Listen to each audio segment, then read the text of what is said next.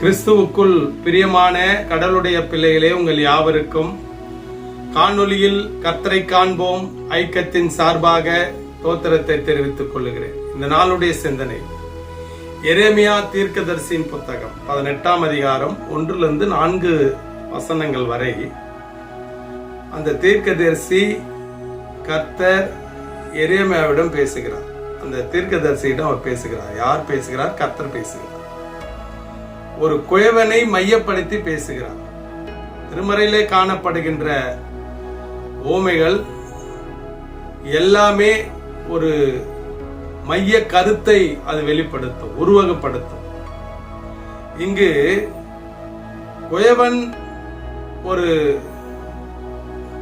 பாத்திரத்தை செய்கின்ற போது அது சரியாக வரவில்லை அப்படின்னாக்கா, சுடுவதற்கு முன்பு அது தன்னுடைய மனிதன் இஷ்டம் பிரகாரம் அது வளைந்து கொள்ளும். ஆனால் அது செய்து சுட்டெரித்த பிறகு அது வளைவது கடினம். இங்க என்ன அவர் மையப்படுத்துகிறார் என்றால், மக்களினத்தை ஆண்டவர் படைத்து அவருடைய சித்தத்தை நிறைவேற்ற வேண்டும் என்று ஆண்டவர் எதிர்பார்க்கிறார்.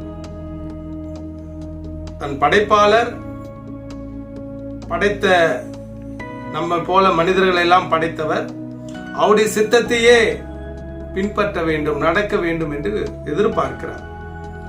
ஆனால் அது மீறி அது நடக்கின்ற போது பல தண்டனைகளும் பல மனிதனுக்கு கேடும் உண்டாகுகிறதை பார்க்கிறோம்.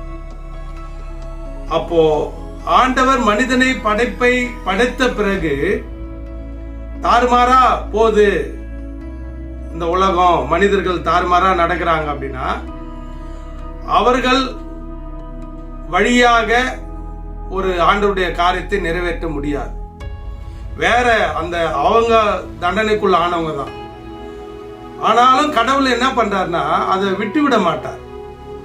இது தப்பு பண்றாங்க, அது நம்ம சரி செய்யணும் சொல்லிட்டு பல முறை பல வாய்ப்புகளை உண்டு பண்ணுவார். அதையும் மீறி நடக்கின்ற போதுதான் அது தண்டனைகளாக மாறிவிடுகிறது.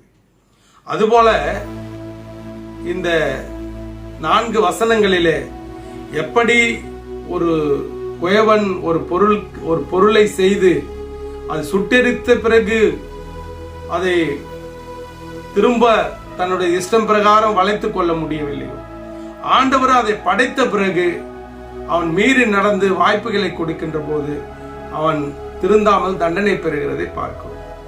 ஆனால் ஆண்டவர் நம்மை படைத்து விட்டார், அவருடைய சித்தத்தையே நிறைவேற்ற வேண்டும் என்பதுதான் இந்த பகுதியின், இந்த வசனங்களின் கருத்து. ஆனால் அவருடைய சித்தத்தையே நிறைவேற்ற வேண்டும். அப்போதான் அவர் நம்மை படைத்தவர் திருப்திப்படுவார். அதன்படி நாம் நடந்து கொள்வோம். நீ விசுவாசித்தால் தேவனுடைய மகிமை காண்பீர்கள். ஆமென்.